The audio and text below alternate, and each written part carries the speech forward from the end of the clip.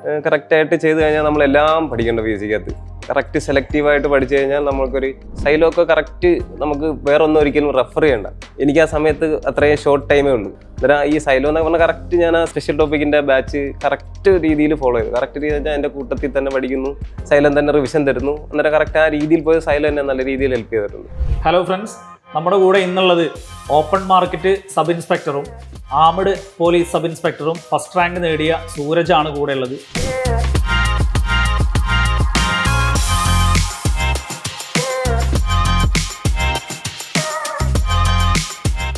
നമ്മൾ LPൻ്റെ റാങ്കുകളൊക്കെ കഴിഞ്ഞത് തൊട്ടടുത്ത റിസൾട്ട് വന്നപ്പോൾ അതിലും നമ്മൾ ഫസ്റ്റ് റാങ്ക് അടിച്ച് നമ്മൾ മുൻനിരയിൽ തന്നെയാണ്. അപ്പോൾ നമുക്ക് സൂരജിൻ്റെ വിശേഷങ്ങളാണ് ഇന്ന് നമുക്ക് പങ്കുവെക്കാനുള്ളത്. അപ്പോൾ നമ്മൾ സൂരജിനോട് തന്നെ ചോദിക്കാം, സൂരജ് എവിടെയാണ് വീട്?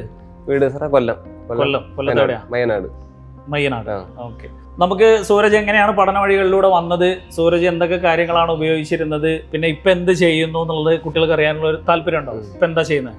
ഞാനിപ്പം CPO ആയിട്ട് ട്രെയിനിങ് കഴിഞ്ഞ് ഇപ്പോൾ 1.5 മാസമായി. CPO എപ്പോഴാണ് കയറിയത്? CPO 2024 ജോയിൻ ചെയ്തു. അപ്പൊ നമുക്കൊക്കെ അറിയാം, കൊറോണ കാലത്ത് വന്ന ഒരു CPOന്റെ നോട്ടിഫിക്കേഷൻ, ആ സമരവും കാര്യങ്ങളൊക്കെ നിങ്ങൾ കണ്ടതാണ്. ആ CPO ബാച്ചിൽ നിന്നാണ് സൂരജ് കയറി. ഇപ്പോ ജസ്റ്റ് ട്രെയിനിങ് കഴിഞ്ഞ് വെറും എത്ര മാസമായി? 1.5 മാസമേ ആയിട്ടുള്ളൂ. സാധാരണ കുട്ടികൾ ഒരു CPO ആയിട്ടൊക്കെ കയറി കഴിഞ്ഞാൽ പിന്നെ അതിന്റെ ട്രെയിനിങ് പഠന കാലത്തൊന്നും വേറൊരു എക്സാമിനൊന്നും നന്നായിട്ട് പ്രിപ്പയർ ചെയ്യാറില്ല. എന്നാൽ അതിൽ നിന്നൊക്കെ വ്യത്യസ്തമായിട്ട് ട്രെയിനിങ് പീരീഡിലാവുമ്പോഴാണ് ഈ എക്സാം നടക്കുന്നത് അല്ലേ? 3 മാസമാണ് ട്രെയിനിങ് പീരീഡിൽ ഒരു 3 മാസം ആവുമ്പോഴാണ് SIന്റെ എക്സാം വരുന്നത്. അപ്പൊ ഈ ട്രെയിനിങ്ങിന്റെ ഇടയിൽ പഠിക്കാനൊക്കെ നല്ല ബുദ്ധിമുട്ടാവൂലേ?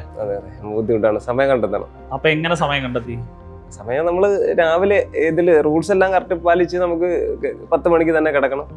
പക്ഷേ രാവിലെ എണീക്കുന്നതിൽ നമുക്ക് നേരത്തെ എണീക്കാൻ പറ്റും. എന്നാലും അവിടുത്തെ PT പരേഡും എല്ലാം കഴിഞ്ഞിട്ട് ഒരു സമയം ഉണ്ടാവില്ല. രാവിലെ 1:30-2 മണിക്ക് എണീക്കും. ആ ക്ഷീണം കാണും, ഉറക്കം എപ്പോഴും വരും. പക്ഷെ 3 മാസമല്ലേ, ഉറക്കം കളഞ്ഞതിന്റെ ഫലമാണ് ഇപ്പോ ഈ ഫസ്റ്റ് റാങ്കിൽ എത്തി നിൽക്കുന്നത്. അതെ, ആശ്വാസത്തോടെ ഇപ്പൊ ഉറങ്ങുന്നത്.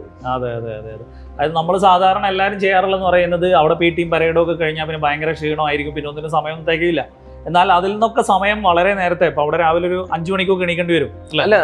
4 മണിക്ക് 4:30 നമ്മള് എണീറ്റാണ് ചെയ്താലേ എത്തുള്ളൂ. അന്നേരം ഇപ്പോൾ 1:30 തൊട്ട് 4:30 വരെയുള്ള സമയം പഠിക്കും.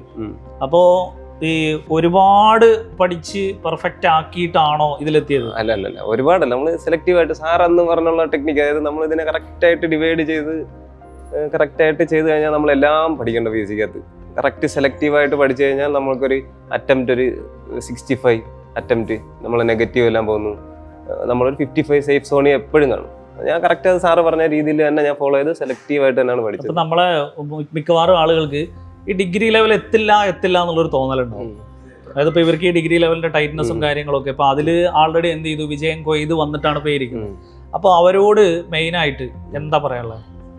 ഡിഗ്രി ലെവല് 10th ലെവലാണേലും +2 ലെവലാണേലും ഡിഗ്രി ലെവലാണേലും എല്ലാത്തിനും ഒരേ രീതി തന്നെയാണ് നമ്മൾ പഠിക്കേണ്ടത്. അല്ലാതെ നമുക്ക് തോന്നലാണ്. അതിന് ഇത്തിരി സ്റ്റേറ്റ്മെന്റോ ക്വസ്റ്റ്യനോ ഇത്തിരി വലിപ്പം കൂടിയിട്ടുണ്ട്.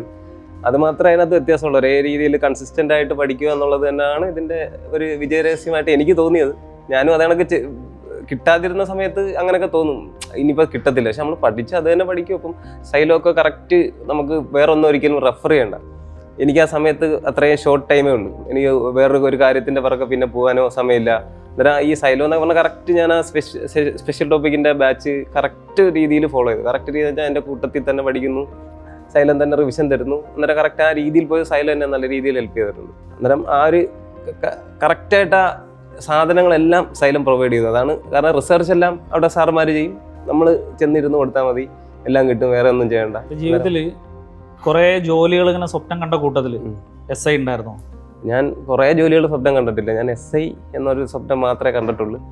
അതിനുവേണ്ടി തന്നെ PSCയിലോട്ട് വന്നതും ഇതിനകത്ത് ഞാൻ ഡിഗ്രി എടുക്കുന്നത് തന്നെ SI ആവണമെന്നുള്ളത്. എൻ്റെ SIക്ക് ഡിഗ്രിയാണ് ക്വാളിഫിക്കേഷൻ. അന്നേരം ഡിഗ്രി എടുത്തതും SIക്ക് ആഗ്രഹിച്ചിട്ട് തന്നെ. ഇപ്പം ജീവിതത്തിൽ എന്തുകൊണ്ടാണെങ്കിലും, അതിപ്പോൾ ഇനിയിപ്പോൾ ബോഡി ലുക്കാണെങ്കിലും അതേപോലെ തന്നെ നേരത്തെ ഒരുങ്ങിയതാണെങ്കിലും മനസ്സാണെങ്കിലും തൻ്റെ ക്വാളിഫിക്കേഷൻ ആണെങ്കിലും ഒക്കെ SI ആവണം എന്ന് പറഞ്ഞ് ഒരുങ്ങി വന്നതാണ്. ഒടുക്കം അത് യാഥാർത്ഥ്യമായിരിക്കണം, അതും 1ാം റാങ്കോട് കൂടെയാണ്. സോ നിങ്ങളോട് സൂരജ് പറഞ്ഞ ഒറ്റ കാര്യം എന്ന് പറയുന്നത്, നമ്മൾ ഏതാണെങ്കിലും അതിനുള്ളൊരു കറക്റ്റ് റൂട്ടും കാര്യങ്ങളും ഉണ്ടാവും. നമ്മൾ അതിലേക്ക് ആത്മാർത്ഥമായിട്ട് ആഗ്രഹിച്ചാൽ എത്തുന്നുള്ളതിൻ്റെ ഏറ്റവും ഉത്തമ ഉദാഹരണമാണ് സൂരജ് എന്ന് പറയുന്നത്. കാരണം ഒരുങ്ങിയതും SIക്കാണ്, റൂട്ടും SIക്ക് തന്നെയാണ്. പക്ഷെ ആദ്യം കയറിയത് CPO ആയി, അവിടെയും വിട്ടുകൊടുത്തില്ല. ട്രെയിനിങ് പീരീഡിൽ എന്തൊക്കെയാ ഉപയോഗിച്ച് പഠിച്ചത്? പുസ്തകങ്ങൾ എഴുതി പഠിക്കായിരുന്നോ? എങ്ങനെയൊക്കെയാ? ഇല്ലല്ല, നമ്മൾ ഓൺലൈൻ ഫോൺ തന്നെയാണ് ശരണം. ഫോണിൽ കൂടെ തന്നെ അപ്പോഴുള്ള എഴുതിയൊന്നും പഠിക്കേണ്ട കാലം ഇപ്പോൾ ഇല്ല. നോട്ട്സൊക്കെ അതിൻ്റെ കൂട്ടത്തിൽ തന്നെ കിട്ടുന്നുള്ളതുകൊണ്ട് നമ്മളിനി എഴുതി പഠിക്കുകയൊന്നും വേണ്ട. പക്ഷെ കറക്റ്റായിട്ടുള്ള റിവിഷൻ രീതിയിൽ നടക്കണം. അതിപ്പോൾ സൈലം വെൽ പ്ലാൻഡ് ആയിട്ടൊരു കാര്യം തുടങ്ങുന്നു, അവസാനം റിവിഷൻ ടൈമുകൾ, പ്രീവിയസ് ക്വസ്റ്റ്യനുകൾ, അതായത് നമുക്കത് നല്ല രീതിയിൽ ഫോളോ ചെയ്ത് കറക്റ്റായിട്ട് പോകും. ഓക്കെ. അപ്പോൾ നമ്മളെ ഇനി SI ആവാൻ കാത്തിരിക്കുന്ന, അല്ലെങ്കിൽ കാക്കി ഇട്ടിട്ട് ഷൈൻ ചെയ്യാൻ കാത്തിരിക്കുന്ന ആളുകളുണ്ട്. ഓരോട് സിമ്പിളായിട്ട് എന്ത് കാര്യങ്ങളാണ് പറയാനുള്ളത്? നമ്മളിത് ഇപ്പോൾ SI ആവണം, ഡിഗ്രി ലെവൽ ഏത് ക്രാക്ക് ചെയ്യണമെങ്കിലും നമ്മൾ സെലക്റ്റീവായിട്ട് പഠിക്കണം. എല്ലാം പഠിച്ചാൽ ഒരിക്കലും ആരും പഠിച്ചൊന്നും തീരത്തില്ല. നമ്മൾ സെലക്റ്റീവായിട്ട് നല്ല രീതിയിൽ കൺസിസ്റ്റൻ്റ് ആയിട്ട് ഇത് പഠിച്ചു കഴിഞ്ഞാൽ SI അല്ല, ഡിഗ്രി ലെവൽ ഏത് പോസ്റ്റും കിട്ടും. SI ആണ് അതിൽ ഡിഗ്രി ലെവൽ ഏറ്റവും കിട്ടാൻ എളുപ്പമുള്ളത്. SI ആണ്. അതെ, ഏറ്റവും, കാരണം ഫിസിക്കൽ ഉണ്ട്, ഹൈറ്റ് ഉണ്ട്, ഡിഗ്രി ഉണ്ട്. ഇത് ഇത്രയും വരുമ്പോൾ ഒരുപാട് പേര് ഫിൽറ്റർ ചെയ്ത് പോകും. ഏറ്റവും കിട്ടാൻ 80-90 ഒന്നും ആവശ്യമില്ല. ഇല്ല, മാർക്ക് എപ്പോഴും 50 റേഞ്ചിൽ തന്നെ കിടക്കും. അത് ഒരിക്കലും അത് കൂടത്തില്ല. അത് അങ്ങനെ ആ റേഞ്ചിൽ തന്നെ എപ്പോഴും നിൽക്കും. അന്നേരം അതിനുവേണ്ടി എല്ലാം ഒന്നും പഠിക്കണ്ട. അതെ. അപ്പൊ എന്തായാലും സൂരജ് പറഞ്ഞായിരുന്നു പറയുന്നത്, സെലക്റ്റീവായിട്ട് പഠിച്ചു കഴിഞ്ഞാൽ നമ്മൾ സെലക്റ്റീവായിട്ട് സ്കോർ ചെയ്ത് കഴിഞ്ഞാൽ ആഗ്രഹിച്ച ഏത് ഡിഗ്രി ലെവലും നമുക്ക് കൈപ്പിടിയിൽ ഒതുക്കാമെന്നാണ്. അപ്പോൾ ഇനിയും സൂരജിൻ്റെ ജീവിതത്തിൽ ഇപ്പോൾ ഇനി SI ആയിട്ടൊക്കെ നമ്മൾ എവിടെയെങ്കിലുമൊക്കെ വെച്ച് എന്ത് ചെയ്യട്ടെ കാണാനുള്ള ഇട വരട്ടെ എന്ന് ആശംസിക്കുന്നു, പ്രാർത്ഥിക്കുന്നു. ഇനിയും ഒരുപാട് ഉയരങ്ങളിലേക്ക് സൂരജ് എത്തട്ടെ എന്ന് പ്രാർത്ഥിക്കുന്നു. എന്തായാലും ഒരിക്കൽ കൂടി ഏറ്റവും വലിയൊരു 1ാം റാങ്കോടുകൂടെ തന്നെ ആ ഒരു വിജയം നേടിയതിൽ ഒരിക്കൽ കൂടി സൂരജിന് നമുക്ക് അഭിനന്ദനങ്ങൾ അറിയിക്കാം. കൺഗ്രാജുലേഷൻ.